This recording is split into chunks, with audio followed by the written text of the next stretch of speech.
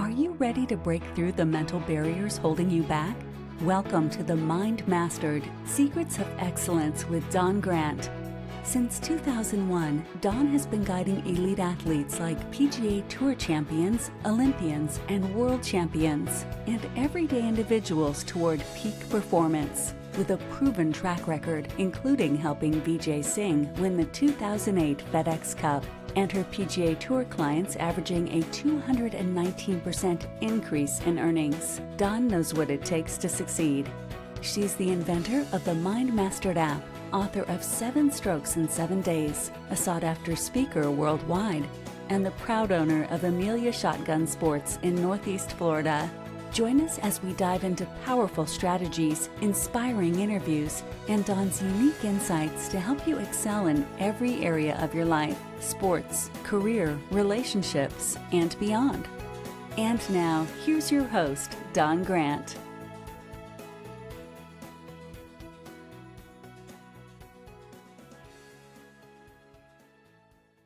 All right, folks, I have James Antun here. Thank you very much for joining me on the podcast. I have watched you and your wife arrive into this town and make yourself known in your professional career and how you're helping the community. And I've watched you kind of get more and more involved. So I'm curious to get to know you better and also for the listeners to get to know you. So thanks for being here, James. Thank you for having me. Yeah. So just a little few highlights to captivate people, and who the heck is James and why are they going to want to get to know you in this podcast? Well, I'm a business owner in town. My wife and I moved here with every intention of setting our roots and growing our family. And we really never had plans that it would get to the point that we're at now. But, we met in chiropractic school, and it was pretty clear to me very early on in life, after I'd worked a number of jobs, that I didn't want to work for somebody else for the rest of my life. So once her and I met and we really started to have this dream of our practice blossom, everything else kind of seemed to just unfold. And we were blessed to have the support of her family. That's actually the reason why we moved to Florida. Her parents found their retirement home here. So we opened up the practice in January of 2017 with just 3 little 10 by 10 rooms renting on the south end of the island. And we originally signed, if not a 2, maybe a 3-year lease. But we were quickly approached with some opportunities to move and grow. And before you know it, by year 4, we were in the current location that we are now, which we're shortly going to move from in January. And that's probably one of the coolest things for me, is the last chess move for the business in the long run that really matters is owning the property that we'll be on. So, Sure. Things in the journey with that business are why I got into politics, which I never thought I would. And we can elaborate a little bit more on those later if you want. Yeah, because now you are mayor of Fernandina Beach, which I think is so cool. Real to hear. I imagine. So yeah, I'd love to know what got you to that point. So thanks for that synopsis. Going back, curious, did you know that you always wanted to be a chiropractor? Like what was happening in your young years? Yeah, well, I think I could have told you early on that I wanted to do something in like the science and biology field. I was definitely like a science nut as a kid. I was always fascinated by that stuff.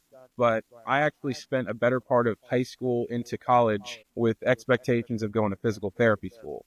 So it was actually the referral of a friend to a chiropractor. And this friend had been to at least 5 different ones until he referred me to Dr. Tim Schaub, who we still refer to as a good friend, a mentor. And we've even joked that, there's parts and times that we've questioned if he's even a human because of the things that he knows. And it's just very, very different than what the regular westernized household that I grew up in understood as far as health and medicine. And where's he at? So he practiced in Cortland, New York. That's where I did undergrad, studying exercise science. But he's actually moved down to Mexico now. So I believe he was pretty much ready to go somewhere warm. He was ready to do away with some of the maybe American politics, maybe the taxes and so on, but I'll let him speak for that. Yeah, I got you. And so you knew helping people, science, math-minded, and here you were, you ended up going down the chiropractic road, and you met your wife, well, now your wife, who you said also was in chiropractic school. So that's cool that you two had that in common and were able to connect on that. And so you also said her family was in this area. Are they in the Amelia Island area or Jacksonville or someplace else? So they bought their house on Bonneview Road. It's actually funny because it's 2 or 3 doors down from Congressman Aaron Bean's house. So at the time, we really didn't know who he was. He was a senator when I moved here, but we just knew that the Beans had a name in town. And so it was just, once again, like as a young, soon-to-be business owner, I was just like, well, politics, good luck with that. And I was just trying to pave my way. And then there were things that we ended up dealing with that pulled me into politics. At any point at all in your childhood, in your college career, did you ever think politics? No. As a matter of fact, there was times when student government was an opportunity and all that. And for me, I just saw no interest at that time. I was interested in sports. I was selectively interested in parts of school. I enjoyed my science and my math, like you said, but I had teachers in other subjects that might arguably say that James is a smart kid, but he needs to apply himself more. And one of those. So I knew that, like, if I finally found what I wanted to do when I went to undergrad, which exercise science, I was a workout nut with bodybuilding and all the sports I played in the injury rehab recovery. That field really continued to fascinate me. So it felt like a very natural pivot to go to chiropractic instead, because I had already spent a few hundred hours shadowing physical therapists.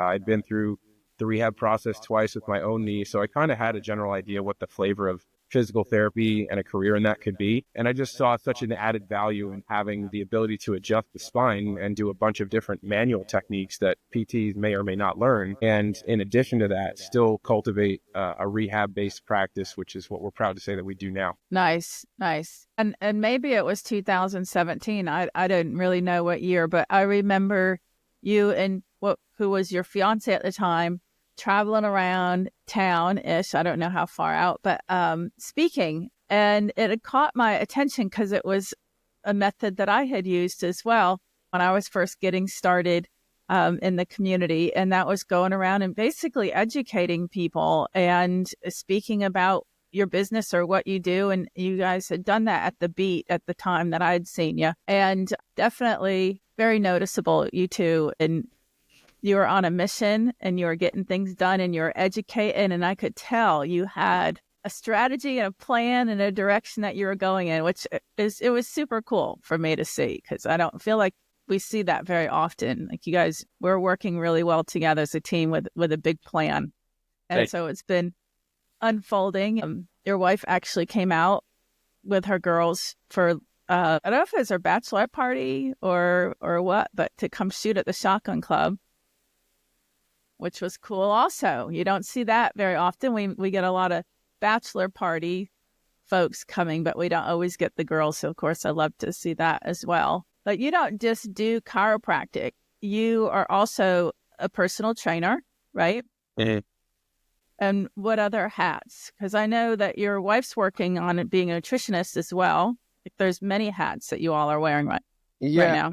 That's, I guess, something to touch on that makes chiropractic fairly unique. There's this adage, if you will, if that's the right term even, that you can go into 10 different medical doctors' offices, and whether it's an infection that you'll need an antibiotic or something you'll get an NSAID for, there's a pretty consistent regimen with what they do. There's a formula to follow. But with chiropractic, you can go into 10 different offices and have 10 entirely different experiences, be it the techniques used on you, the language that's discussed.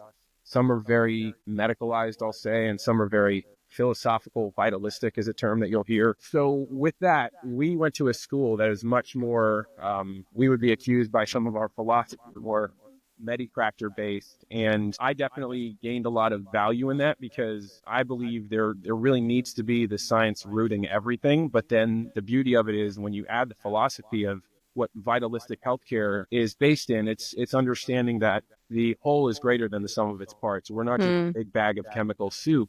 And so I really enjoy the fact that we discuss health in the terms of physical, chemical, and emotional stress. And the body is managing its ability to respond and adapt to those stressors. And ultimately, if your body is able to maintain homeostasis, you're experiencing some relatively tolerable and consistent rhythm of those three. But if, let's say in the physical realm for chiropractic, we see a body that's far out of balance, we see short leg on one side, we see someone's having back pain, leg pain, shoulder pain, fill in the blank of injury, then we've got some kind of physical stress. And so my job is first assess, is this a problem that I can adjust? Is this something that we need to do muscle therapy for? Or is this something I need to teach this person how to recondition their body? Because you take, for example, someone who's had a back surgery, and you can stretch their back out till they're blue in the face. But if they don't recondition those core stabilizers, then they're probably going to have chronic back pain for life. Right. So that's kind of how we take it from 20,000 feet. And then every patient is sort of their own universe from there. I get a lot of people that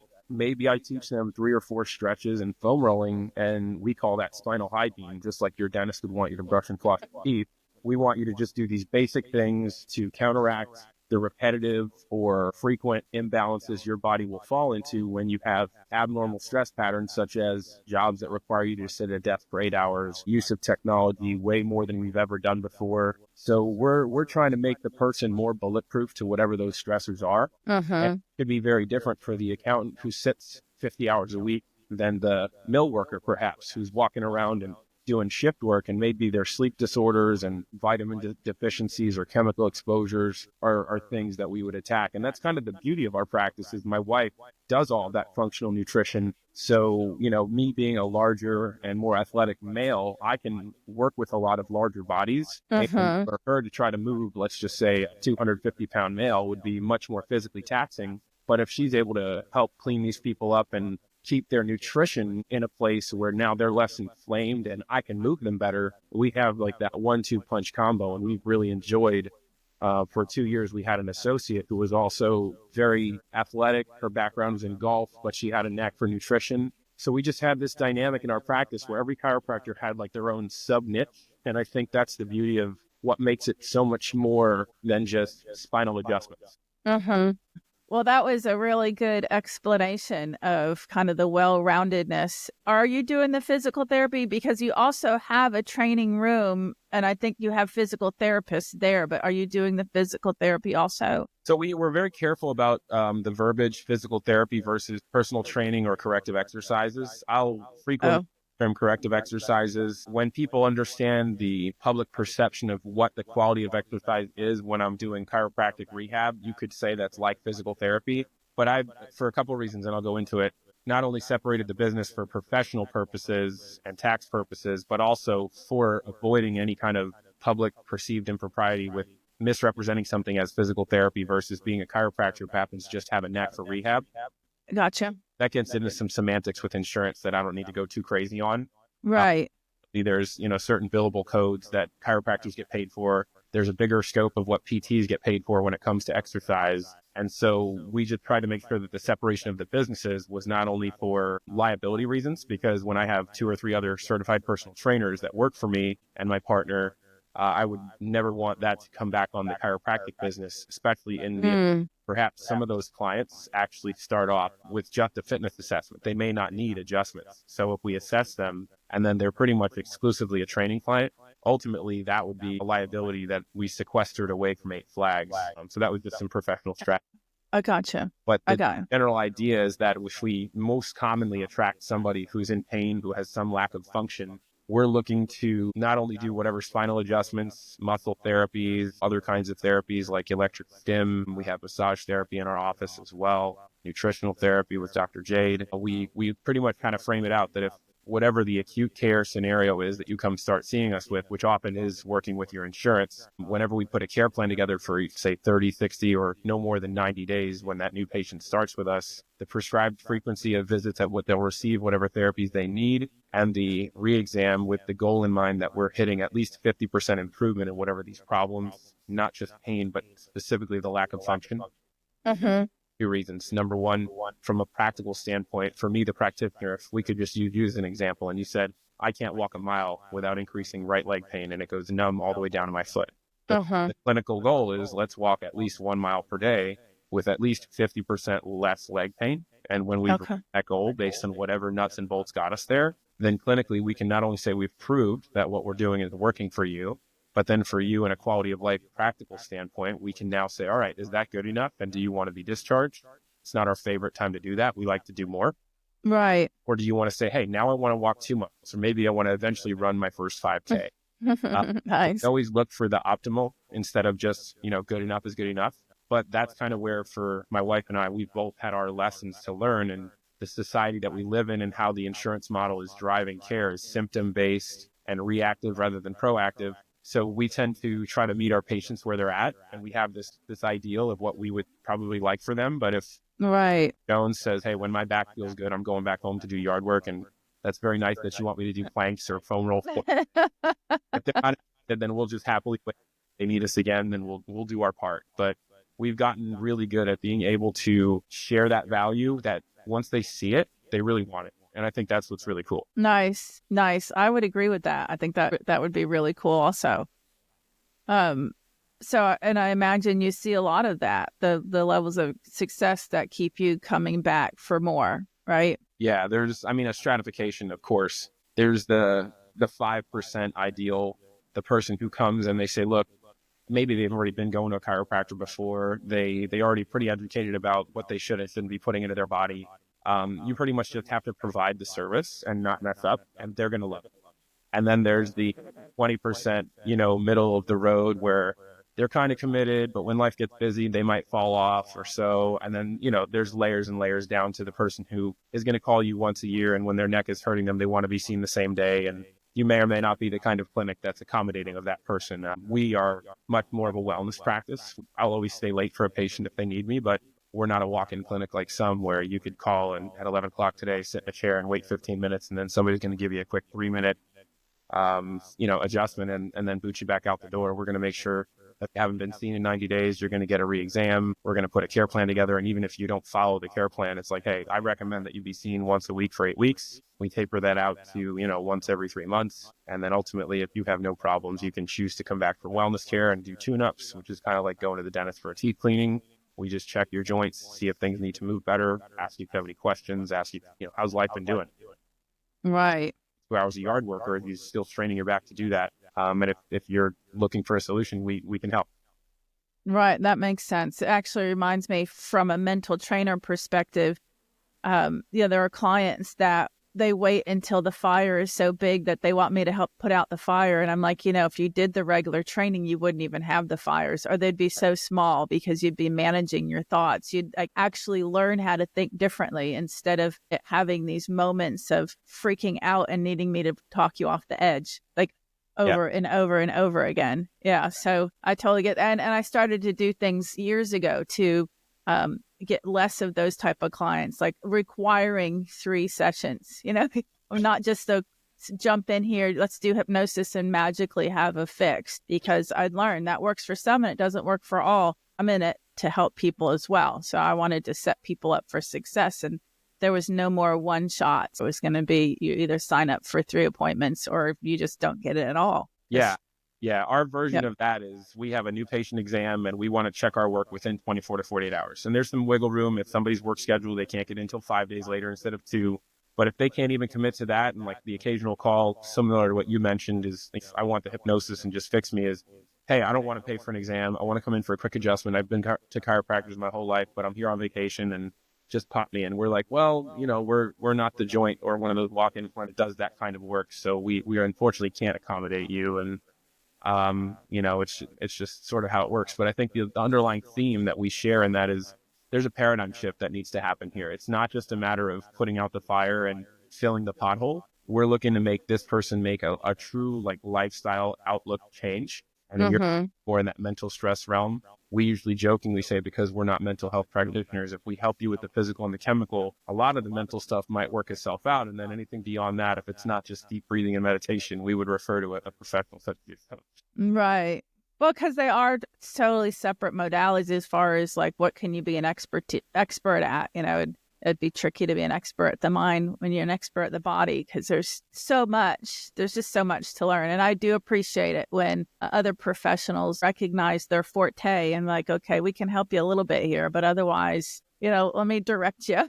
Because well, even within chiropractic, we have that. I've been enjoying that a lot in the last 6 months, actually. We have a colleague off the island who does a technique called ART. So it's very much more like a sports massage myofascial release technique. We have a colleague in St. Mary's who's I've just started doing a program with something called the Carrick Institute, which is functional neurology and chiropractic. So a lot of neuromuscular testing, and you can even test for parts of the brain that aren't communicating properly. And there's physical ways, it seems silly, but like the vestibular system, you can spin somebody in a chair towards the side of the brain that's not acting properly. And then when you adjust only that side of the spine, because that part of the brain, let's say left vestibular would be only the left body, spin them to the left, adjust the left side of the body. And I've had people with headaches that it's improved.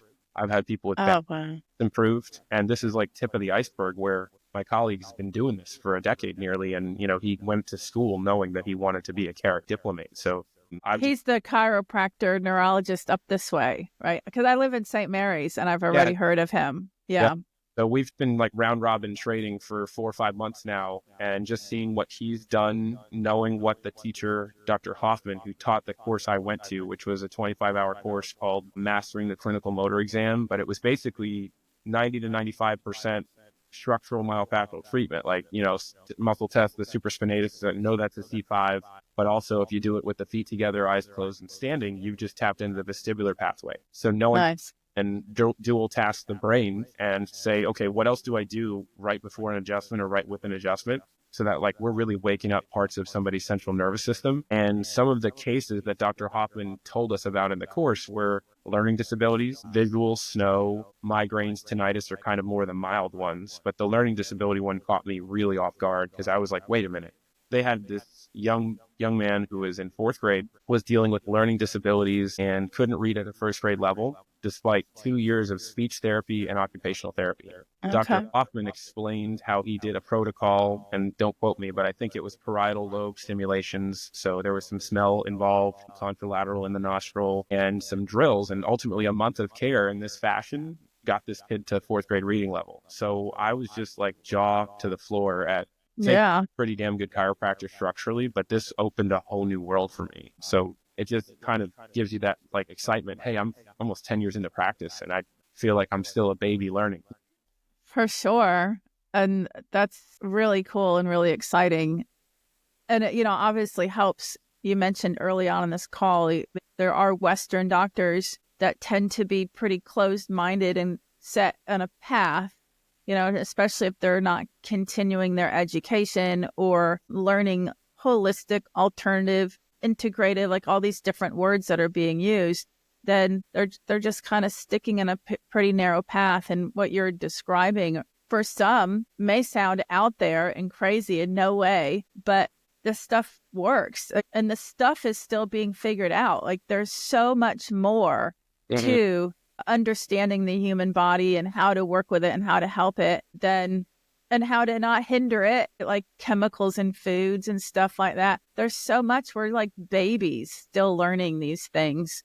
And what's fascinating about that is I would think a large percentage, and I don't know what that is, think some of that stuff is out there. How can spinning in a chair actually help somebody, but I get it. I know, well, I'm a hypnotist. So obviously I was already on the cutting edge of weirdness, starting 25 years ago. But one of the cool things, being someone who is holistic or alternative or whatever you'd call it, is these things are becoming more and more recognized, respected, understood. There's a growing percentage of people that are interested in these things and open to them. But that's the growth in the West. These things have been around in the East for a very long time with a lot of success. And I'm talking thousands of years, not, 50 years or something. Well, that's kind of the beauty, I think, of chiropractic. It gets this formal label, as we would all brag in school about, like the history books, that it was born in 1895. But the real people that know the roots that run deeper would relate that it runs as far back as the magnetic healers and people that, tie into Eastern medicine and Chinese medicine. And to me, some of the best chiropractors that I've ever met are the ones that are doing applied kinesiology, which is marrying Eastern medicine and Western medicine with the structural aspects of chiropractic. Herbal therapies where, I'll remember Dr. Shaw, I'd walk in his office, and unlike a lot of your plain vanilla chiropractors here in the US that I knew, where you'd lay on a table, they'd poke on your back, they'd feel what's stiff, they'd make something move, and then they'd send you on your way. Maybe you'd have some electric stim and heat. In his case, you'd sit down, he'd have you hold your arm out, he'd start muscle testing you. And one time he touched like my rib area, and then he just said, all right, what are you stressed about? And so to me, just a whole different paradigm how people look at health. I think that's the goal. If you get more people, because I don't know about hypnosis, I would argue you're probably in a similar boat of chiropractic as far as what we would say is market penetration. You know, when I was in school, we were told that somewhere between 8 to 10% of the population that you're going to work with has gone to or goes to a chiropractor, whereas just about everybody has a primary care doctor that's an MD or maybe a Right. so the idea of like that paradigm shift of how does society embrace this more? And instead of us being that like, oh, well, I'll try this hippie stuff if nothing else and real medicine works. Like Right. how do we get people to realize we're actually at the forefront? And then if holistic doesn't work, then maybe we get in a couple of pharmaceuticals and even at that case, you know, very, very limitedly so. Whereas unfortunately, something I enjoyed listening to a podcast with Tucker Carlson and the Dr. Casey was how America spends no less than 2 times any other major developed country on healthcare, and yet we're the fattest and the sickest of even the top 10. So Mm-hmm. clearly, big pharma is not the answer. There's probably someone who's going to dislike me for saying that, but yeah, the whole conversation we had around that. Well, thank God there is more conversation happening around that now, you know, and things are going to be looked at in the very near future that will be hopefully turning the tables on some of those things that, in my opinion, unless you dug deep yourself, you weren't going to learn about the toxicities in the foods. And I don't know, all this stuff was painted as hippie or odd or out there. You know? So it was almost like an underworld of people that have been looking at bioengineered foods and like, oh, don't buy that. And now the organic isn't really good either. You read the labels and, you know, these things that were, I don't know, there was an underground group of people, but I think they're coming out now. And hopefully, you know, fingers crossed, RFK is going to be at the forefront of trying to turn around some of these things, or at least make significant awareness out of them. Hopefully, we all know in other countries that the ingredients and everything else are better. They're more regulated in a healthier way, but not that I mean, it is part of what you do is It's huge. food, Yeah. but it's one of the easier topics for me to talk about because I feel like, I mean, we're all eating, right? And I think that we can all start to take a look at what we're doing to our bodies and educating ourselves, but going steps further into what you're saying, it's educating yourself and opening up your mind that these things aren't crazy. They're not woo-woo. You know, it's sad. And I think this is going away. But for a long time, chiropractors, they weren't real doctors, right? I'm sure you've heard that. But it is far better than it was 25 and 50 years ago.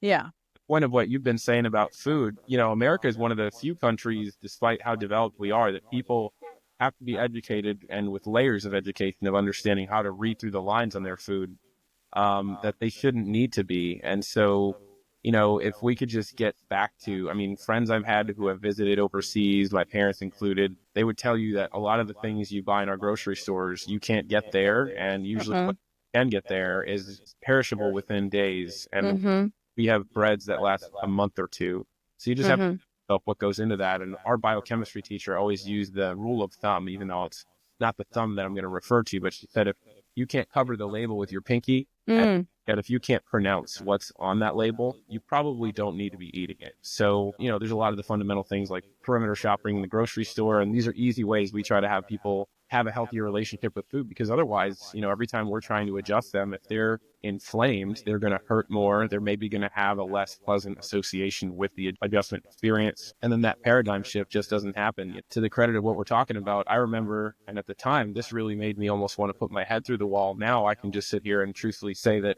you know, I'm ready to give you a solution when you want it, but I won't want more for you than you want for yourself. Person. But in our second year of practice, I had a patient who had a lot of autoimmune problems. You know, they were on some of the regular meds like Humira. And this individual had said to me they were really frustrated because they're always sore and they feel really sluggish and lethargic and energy problems. I happen to know some underlying issues where they needed bowel resection previous in their history. So, like, you know, there's, like you said, the fire's been burning. It's not like this just happened to them yesterday. But the fundamental flaw and what I had to really respect and understand that we're fighting this paradigm shift that's so profound is when this person, after I told them to submit a diet log for 7 days and let's just see what you're eating, They didn't question the fact that everything on that list was processed. They were eating English muffins, they were eating processed yogurts, but because they had these labels of like organic or zero fat or whatever, they thought they were doing a great job, and not one meal Right. go to a skillet and like put some vegetables together themselves. Or so the craziest thing for me that I had to bite my lip in the moment, and now I'm always continuing to look for like the better way to communicate so that this person understands we're here to help them. We're not wagging the finger at them. But once we saw these issues and I said, we can make some changes here, we can maybe run a cleanse protocol, or we can at least replace some of these with more natural things. And the response I got was, well, before we do anything with my nutrition, I want to hear what the doctor at the Mayo Clinic has to say. And of course, know what their answer is going to be. Well, here's a steroid, or here's this. Right. Such a quick, easy fix that because it's a path of least resistance for the patient, you end up just biting your tongue and knowing that there's more for them, but they stay on that medical merry-go-round. And that was part of the phraseology that I'm maybe paraphrasing a little bit from Dr. Casey, but she left her career after almost a decade of being at the very pinnacle of what it is to be in that field, because she just could not continue to see this be done that way. And she took a big leap of faith in possibly being a pariah, saying what she's saying, because, you know, the powers that be and all the momentum behind it are definitely not a fan when people speak out. There's so many things that you're making me think of. One, you mentioned obesity or overweight. And when I first started doing cleanses, probably 20 years ago, there was, of course, just like anything else, some controversy. Oh, you shouldn't do that. You should do that. Do it, back and forth. And obviously the internet wasn't as big as it is now. So, I mean, now you can look up cleanse and get gazillions of information, lots of information. But then it was, sporadic. And I'll never forget the moment that I learned that your fat cells are storage vessels for toxins. Yep. Because I thought fat, right? I've got fat on my body. I got fat. It's just this goopy, yucky stuff from overeating, or not exercising enough. But when I learned that it was storage units for toxins, I was like, holy crap. And there's lots of information out there, if anybody listening, where later in life, somebody early in life, they did drugs like cocaine or something. Later in life, they are losing a lot of weight. And there is that chemical, that cocaine or whatever coming out. It's in their blood system because it was in their fat cells and stored there. And so, when I look at, there's pictures that float around social media of, oh, this is what a beach looked like in the 1970s or the 1960s. And look what a beach looks like in the United States now. And it was like lean people and obese people. So it's not just like somebody overeating. It's processed foods and it's chemicals. And they're everywhere you look nowadays in the United States. But again, because I have a lot of clients overseas who either live there or travel there and back, whether it's a ketchup bottle by Heinz or whatever else. You got the same Heinz company with ketchup, and they're forbidden to have those chemicals in it. So they have a whole different recipe overseas with clean ingredients. So it's not that they don't know. It's just what they've been able to get away with over here. And a few years ago, I picked up a can of green beans, and it was literally just green beans. It wasn't like green beans in syrup. Like, who would even do that? But I turned it around because I read labels, and it was green beans and sugar. And I'm like, why? Yeah. Why? There's absolutely no reason to add sugar to plain old green beans. Well, and but they're the last I spoke with another fitness professional who identified this, and I figured there was 5, maybe 10, but they said there are over 21 different ways to hide sugar in the label, whether it's high fructose corn syrup, granulated sugar, turbinized sugar, I mean, you name it, added flavors is even a term. Like so it can be in 7 different ways on the same label. And the average consumer may not really acknowledge that. And it's stevia, right? So stevia is natural and it comes from a leaf of a plant. But if you don't look, and you have to look, you flip it around and it's stevia with erythritol. And erythritol is not good for you. And erythritol is a toxin and it will be in your fat cells. So it's like you have to be a PI. But that's not just nutrition. You mentioned pharmaceuticals. I don't really watch TV much. I usually do like streaming TV. So just recently, probably through the politics in the last, 6 months, I've watched regular TV, and I'm amazed at how many more commercials there are for pharmaceuticals than they used to be when I used to watch TV more. Like it was just one pharmaceutical commercial after another. It's just brainwashing, right? I mean, that's Yeah. literally what commercials are. And objectively, you have to ask yourself, what is the purpose? If a doctor is supposed to be the person recommending a medication, what business does the pharmaceutical company have insisting, encouraging, nudging the patient to say, ask your doctor if fill in the blank is good for you? And that is, once again, similar to the food, something that is very different practice in this country than others. There are a number of other countries where I wouldn't go as far as to say illegal, although I suspect it could be, but it certainly is unethical at the very least to have that direct consumer advertising when it's supposed to be a medical professional using their, clinical rationale to make those recommendations. And then the challenge you have is now the patient can develop an opinion before they've even come to the doctor. And as you know, in the mental health world, there's this whole not to be belittled concept of placebo and whether people then convince themselves. And it's just, to me, the paradigm shift. Once again, I know I beat that like a dead horse,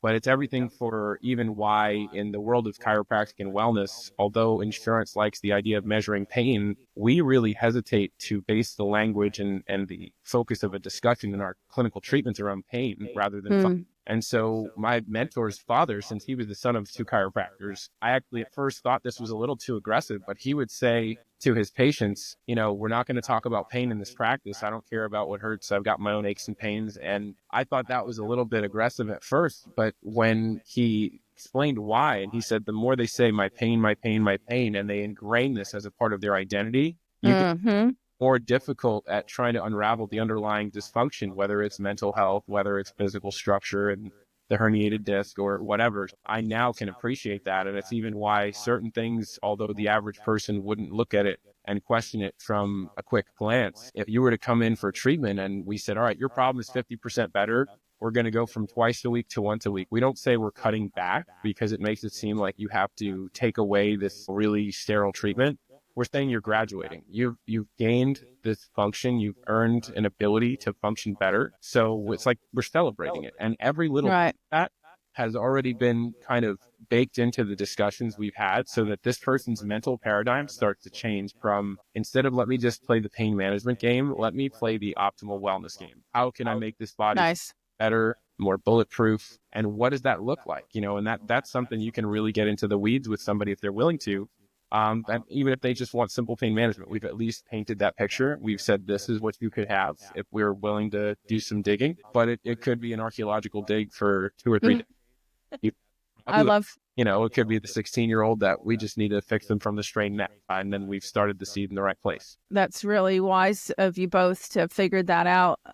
We are in a state of walking hypnosis all the time. I mean, you could just look at something like commercials as brainwashing, right? So not only what we see around us and what we hear and the kind of conversations that we have, but how we speak to ourselves. So whatever's being repeated is growing, it's being reinforced in the same way that a snowball would grow over and over, and with repetition of adding something. So repeated thoughts become beliefs. And then you actually see evidence of that. And then it's like, magnetizing and attracting and growing. So if I'm hyper focused on the pain in my back or my right foot or whatever, and I'm like, oh, this pain, I can't do anything. It's so bad. I can't move. I can't do this. I can't do that. Repeat. And then there's the belief system. And then you actually not only have fallen into victimization and victim mode of using it as an excuse to not do things or try better or try harder or I can't improve. This is just the way it's going to always be. You're also finding evidence to prove your story and getting worse because you're not doing anything to try to improve. So there's a whole bunch going into that. And when I think about, or what I know about direct suggestion as a hypnotist, like I don't ever give even direct suggestions that are negative. Like if I want to help someone quit smoking, I don't say you don't want a cigarette. No, it's like you enjoy breathing in fresh, clean air. So you deliberately say the positive to create the reinforcement of these positive types of thoughts, which then create the positive beliefs and then the attraction of, oh yeah, I do like breathing in fresh air. I noticed my clothes smell better, instead of the opposite. Yeah, I can appreciate that because I've probably been saying that for the better part of my time in practice where You can either play wellness care, which is what we focus on, or disease management, which is what the best Western medicine doctors can do. And they do it well. And I don't mean to belittle them, because if I have my leg bleeding out, I want to be in an American emergency room. But when Right. we're talking about nutrition or stress management, meditation, unfortunately, their training is not focused in that. It's So not. a paradigm standpoint, and I've saved this conversation with patients when it comes up, you can either choose to fight the war on cancer or lead the charge for the cure. What feels better to you? Nice. Fighting a war, or are you heading in direction for something better? Because you can be at war your whole life, and that's pushing for things. But when you're pulled into something, I think that's way more powerful. And inspiring. And there's a whole different energy that goes along with the two different phrases that you just said. And one does feel better, which is a whole nother thing. Mm-hmm. So I do want to move our conversation towards what the hell got you into politics? Sure. Yeah. So the short version of it is, once our chiropractic business had seen its third location where we built out the condo, really felt like we were in what could have been a forever home at that time, and had plans to potentially purchase the space, getting busier with the personal training, because, my primary source of income and most hours of the week are spent being a chiropractor. Call that one of the hats. Then about 10 to 15 hours a week, I do personal training. Usually it's earlier in the mornings, and then like late mornings on Tuesdays and afternoons on Fridays. I have those training clients. And once that business grew within 8 Flags, where it was more than just a few training clients that I had and a individual who had actually been a teacher with the high school and decided that she was enjoying this career enough to consider making it full time. So she had retired from teaching. She had still been working with the weightlifting team until last year, actually, and she founded that a decade ago now. But when she saw the benefits personally for what we were able to do with chiropractic, and she saw this career path, and being basically a functional strength coach is what we like to say, more than even personal trainer, then we saw the need for this business to expand. And that's when we built out the condo next door. And it was the construction process with basically favoritism towards another tenant in the building, another owner, where this individual, and I'll leave names out of it just to not get into drama, but basically, we had the tenant and then the city planner seeming to have this conversation, which I ended up finding through public records requests once we engaged with an attorney,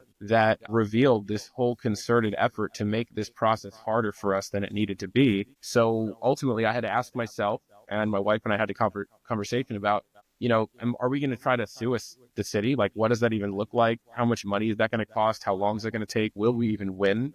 And then as a taxpayer, ultimately, you suffer that consequence indirectly anyway. So, or I could do the noble thing, if you will, and run for city commission. And not really knowing what that all entailed at the time, then I made it my charge to say, okay, if this is what I'm going to do, I spent the better part of the year before I got elected sitting at every meeting I could, as long as I could, around my practice, just knowing that if I was going to do this, I needed to take it seriously, and how to understand what all those elements are. And to admit to you now, 2 years in as a mayor, I still learn every day. But I think just like in my profession as a chiropractor, that's kind of the beauty of it.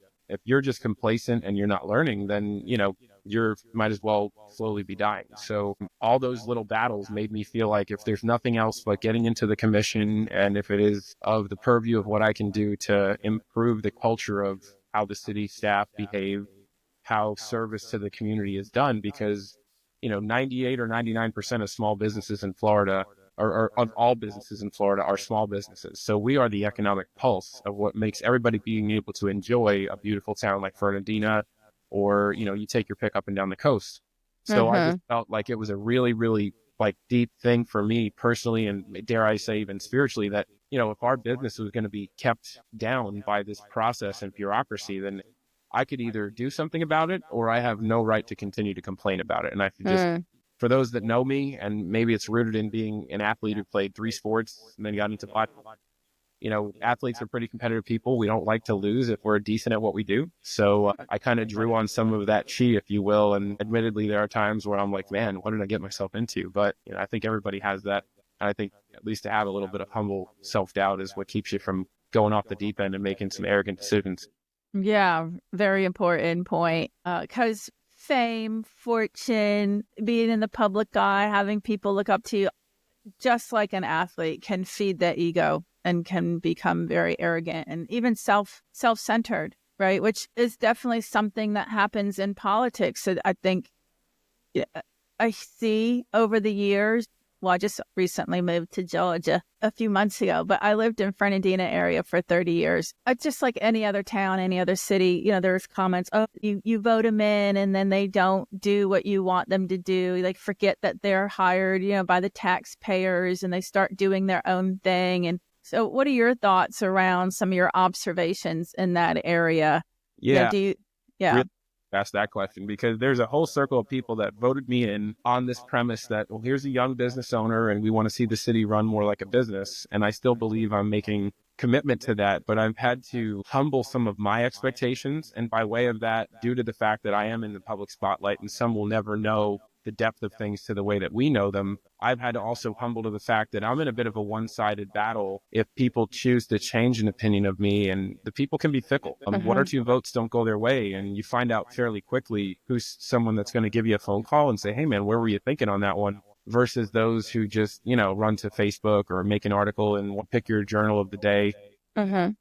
So for me, I just think it's one of those things that you really have to owe it to yourself, and especially now that you represent the people, to do as much research as you can and just vote your conscience. And I think that that's been what got me 70% of the popular vote here, is not being your classic politician, if you will, where I have any podium to beat the drum from a specific, line that would be potentially pandering or, and I've made a few mistakes in this career and I'll probably make a few more, but my thing that I wanted to hang my hat on is that I'm here to listen, and hopefully the people know that with commissioners that are doing so, we're going to build this community and maintain it together rather than have that fear that there is some ego, because it is very humbling to me that this is a position to be in. It's somewhat challenging at times to walk around and know that you are always in a spotlight and you really do have to be an example for your city. And that's something that doesn't fall lightly on me. So, if anything, my wife would probably tell you that I put a little undue pressure on myself in that aspect. And that's maybe a little bit of the inner perfectionist. I think I might have inherited some of that from mom. Who knows? I'm sure. Yeah. I was thinking about this also. People vote in a human, and they're voting in a human who ideally has shown some concept of their belief system, who's then going to make judgment calls along the way and vote for things that will be somewhere in this paradigm of who they are naturally. So what I mean by that is voters are putting their faith in a person who sometimes they will not agree with, and sometimes they will. But in overall generality, they're like, this is the person and the philosophy and the concept that I like. And then they, ideally, in my opinion, need to let go and let you be the human that they put into there while you are still listening and taking in information and learning. But you still have to vote based on your conscience, like who you are, right? Watching politics and all that over the last few years and several years before that even, and not just locally, I mean, nationwide and all. Have you heard of archetypes? Yes. I'm interested in how deep you'll go into them, because I'm not going to say that I have a huge grip, because I've read a few different books that break down what they have. I've done disc profiles, Myers-Briggs, but if there's, generalities in that aspect you want to go further into, lead the way. Yeah. No, I just find it fascinating that there's basically unconscious, so not conscious, not in your power. There are these unconscious personality traits that every human has, and they're just tendencies that actually, if a person wants to learn about their archetypes, it'll kind of show them their life purpose, because you can't change them. Like, so some people are very artsy, right? Some people are teachers. Like, I have a teacher archetype. That's why I'm right now about to teach something. But there's these archetypes, the healer, but there's a politician archetype. So if you just like you can kind of define an artist concept, you can define a teacher concept, you can define a politician concept. And a politician archetype tends to be manipulative, tends to tell you what you want to hear, tends to be able to like flip something. You do me this favor, I'll do you this favor, and there's, terms for all this. And the list is long, just like the list would be long for a teacher and how you would describe what a teacher is. But there's also an archetype of like an entrepreneur, driven, motivated, continually learning. They get up every morning inspired to take the next action. They don't give up. When they falter, they rise again. And it makes me wonder when I look at these true archetypes, how did politicians ever end up ruling the world or countries or towns? And if you stop, you go, well, how do you describe a politician, a true archetype politician? You're like, well, they're masters of saying the right thing, giving you what you want till they get what they want, versus a businessman. And so I appreciate that people were wanting to vote you in as a businessman. I appreciate that you don't have that political archetype that's been there your whole life. And if I was in town, I would have voted you in as well, because I do have an appreciation. I feel like that for me personally, I'm an entrepreneur also, but me personally, that mindset, that archetype can run a town the same way that they would run their own business. And you can take that to whatever level. You can take that to state level. You can take it to country level. You can take it to global. So I just think that that's awesome that you come from that and that people voted you in on that. To me, that goes a lot further and has a lot greater room for the type of success that any business or town or whatever could grow from and have some balance from. So how did you decide to be mayor after commissioner? What was that little shift about? Yeah, so that's kind of driven by partly the structure of how the commission is, because we have a 5-commission council or commission, and ultimately the way the election rotates, the current election that just passed, 3 of the seats empty. So Commissioner Ross was on his 2nd term. So even if he wanted to, he would not be eligible to run again. So they're left 1 open seat to be contested by the two candidates that you had, Commissioner Pointer and then Christy Kelly, who I think he beat by at least a few hundred votes. So then you had former Mayor Bean needing to rerun for his seat 1, and former Vice Mayor David Sturgis needed to run for his seat 2. And based on some issues that showed up in the last year, the candidates that challenged them, I think, basically prevailed based on people feeling like there were concerns about the development and the perception of Mr. Sturgis and his history as a builder, and potentially having a little bit of a lean towards wanting to make development easier for either himself or colleagues. I'll say that was a big public perception. And then former Mayor Bean, he had where a lot of the scrutiny about the bioethanol plant came about, and due to his employment with them, I think he was trying not to bite the hand that feeds you, if you will. Mm-hmm. Say that almost reluctantly, by not speaking out against it or necessarily not speaking for it, but inferring that, he would support it, and a handful of other issues that people just wanted to see a change. So, yeah, that's something that led it to where now Vice Mayor Darren Askew, who got elected when I did as a commissioner, and I were the 50-50 shot for mayor and vice mayor. And to the point of back to when I mentioned about being a competitive person, in addition to the fact that I had a lot of people who really felt like what they've been hearing me say was something they feel would be worthy of leading the city, that was the encouragement and support that I garnered, where I was like, okay. And once again, another conversation with my better half. And I said, Jake, this is kind of on the table. This is what we're looking at. Are you sure that we can take this roller coaster ride for 2 more years? And she said, yes, I think somewhat reluctantly maybe, but Sure. She's been gracious enough to tolerate me burning the candle at both ends and just be supportive. And so we're blessed. We're looking forward to trying to make this town be some place that my daughter will grow up and be proud to be in. And whether or not she's bold enough to step into politics here, at least she'll have a place that she can call home even 20 and 30 years from now. That's a great vision there. So this podcast is like Secrets of Excellence. So what would be a tidbit of advice, a magic pill, some wisdom of your years that you would want to pass over to the listeners based on some of your experiences? Oh, well, you and I both know there's no magic pill. The one thing I think I'll steal wisdom from another chiropractor who taught a seminar is, he said, anytime you meet, and he used the term old timer, I think that's probably a little too generic and maybe a little down-putting to some people. They don't have to be an old timer, but anytime you meet somebody who's good at their craft, he's like, ask them what their, that one of their tricks is. I've just been very inquisitive. I've always been attracted to people who have done more than I have. I've said to a lot of people that long before I got to owning a business for myself, I kind of had this feeling that I just could not continue on a path that I saw some of my peers do, where, for example, in college, after you've enjoyed yourself, having some parties on the weekends and stuff, and doing the lower level of satisfaction to whatever parts of your brain you should call that, I sort of evolved past that, and I gravitated towards people who had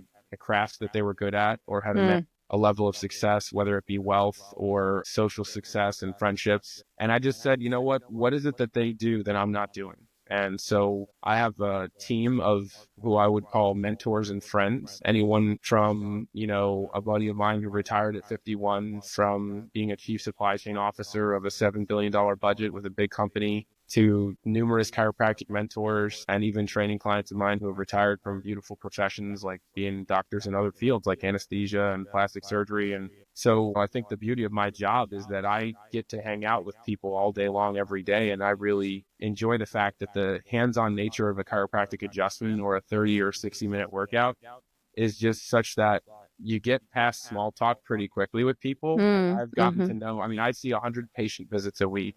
I train about 10 to 15, sometimes 20 training sessions a week.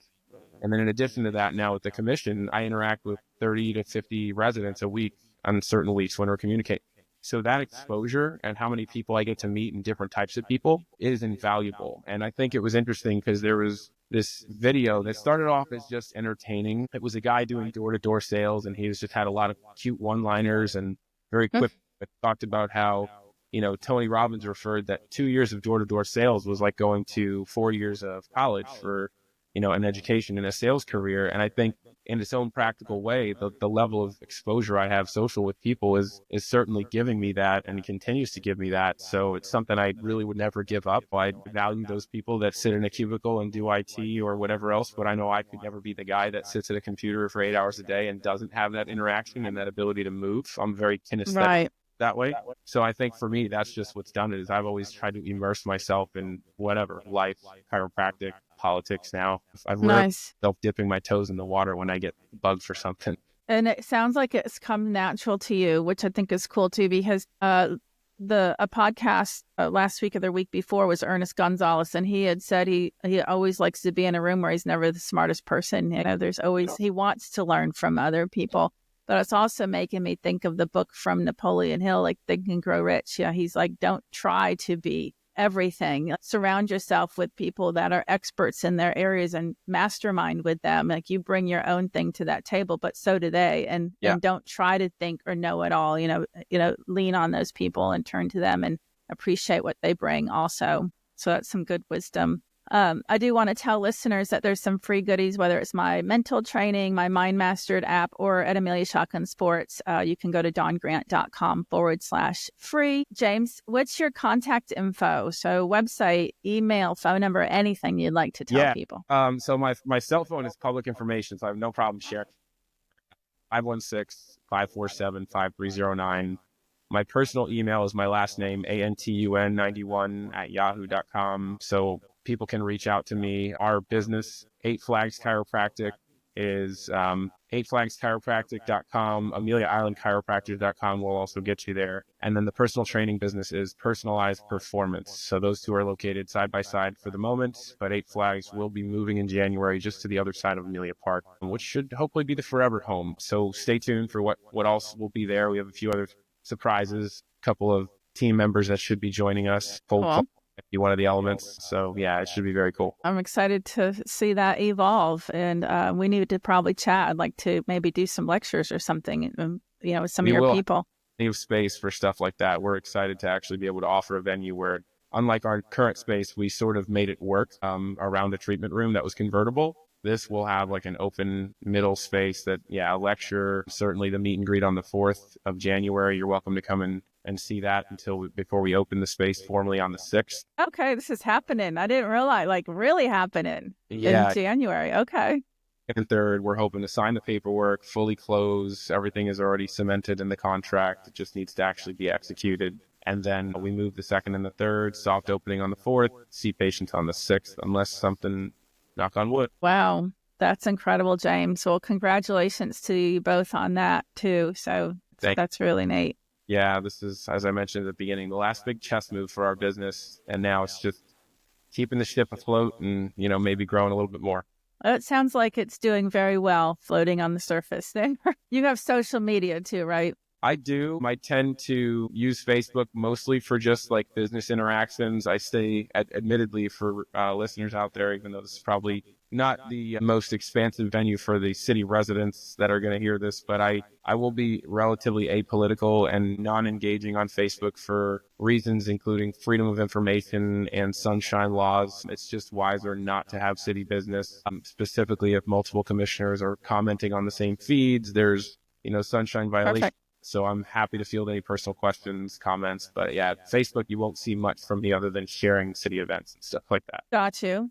But your Eight Flags and Chiropractic and has some pages. Yep. So, right. Flags and Personalized Performance both have pages. We share plenty of cool stuff from those. And feel free, if you care, since we mentioned a little bit earlier about cleanses, to check us out for our annual 21-day purification. Kicks off on January 13th through February 2nd. So we always get a good group for that. We've had upwards of 50 people, and that's when it's fun. The Facebook group gets a lot of chatter. So everything from recipes being shared to just commiserating over maybe the first day or cravings, and then finally have picked. You mentioned the fat cells, and that's exactly right. It's that people don't realize that you can't just go burn those cells off running on a treadmill. If you have toxins stored in there from, whatever you've been exposed to, you need to really chemically break that down and find the body's way to eliminate that properly. So that's how this cleanse works. My wife can explain more of the science details if you care to join us and hear more about it. We do an intro lecture for it, as well as food with that, and check-in lectures, as well as a closeout. So it's really cool because you can see your body composition before and after. We've had people lose 12, 13, 14 pounds. And when you see visceral fat changes, because our in-body scanner can measure that, it really gives the proof to the pudding that this is not just about weight loss. It's about detoxifying. Although weight loss is one of the huge benefits people are going to notice superficially. Can a diabetic do your cleanse? As a matter of fact, there's a 10-day blood sugar cleanse that, with the blessing of a doctor not competing on recommendations, we are very, very interested in helping people manage their blood sugar. We've seen people's A1C levels drop. We've been able to help people really get to manageable lifestyle rather than being lifetime customers of Big Pharma. But the key is that we do it with their partnering with their doctor, and we're not the ones telling you to get off your med clinically. Right, for sure. I get that. Yeah. Well, great. Well, I look forward to seeing you both and watching your family grow. I'm assuming growing more. That's just an assumption. I hear your daughter in the background. We have another on the way, yeah. Do? It is 11 and 12 weeks along, I think. Did you announce this already, or is it a psychic moment? Told most people verbally. This is probably the first public forum announcement on some kind of social media. We didn't say we're expecting on our chiropractic page or anything, but the cat is, family. Nice.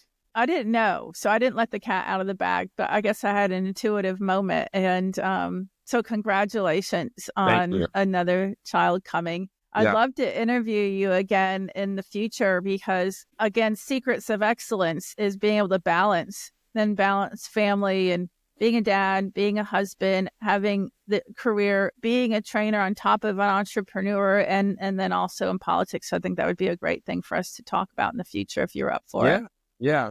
You Secrets. let me know, and if we can do it again, we'll find the time. Yeah. Well, thank you for your service to the community as well. And I'm excited to see what unfolds with you there. What's your feeling on waterfront downtown Fernandina? I'm curious. Well, from when I had to steep the learning curve pretty quickly, the general sense I've seen is that this plan has come and died and come and died. So I think myself and the majority of the commissioners are really eager to see that this actually gets followed through on and is done right. I know there's probably some people that are still going to be unhappy with it, and that's the nature of the job, is you're not going to make everybody happy, but I do believe it's a good move for the community. It's a good use of the impact fees, and I especially think that if we make some changes where we'll refine a little bit of the spending so it's able to redirect those fees to other projects as well, we can probably satisfy a few more parties that otherwise would have been a little more opposed to the park. Right. I got you. Well, that was just one of the hot topics I've watched over social media over the years. So anyways, well, thanks, James. And I do appreciate this fairly informative interview here. And I will look forward to talking with you again and seeing you around and coming to your new place. Sounds good, Dawn. Thank you. Thank you for tuning in to the Mind Mastered Secrets of Excellence with Don Grant. Whether you're an elite athlete or pursuing success in your career or personal life, Don Grant's expertise and insights are here to guide you. Don't forget to visit dongrant.com/free to grab your exclusive free resources, hypnosis audios, mental training tools, and even a golf cart at her club. If you enjoyed today's episode, follow, rate, and share this podcast. Stay connected with Don on all social media platforms for more inspiration, tips, and updates. Remember, mastering your mind is the key to unlocking your full potential. Until next time, keep pushing your limits and striving for excellence.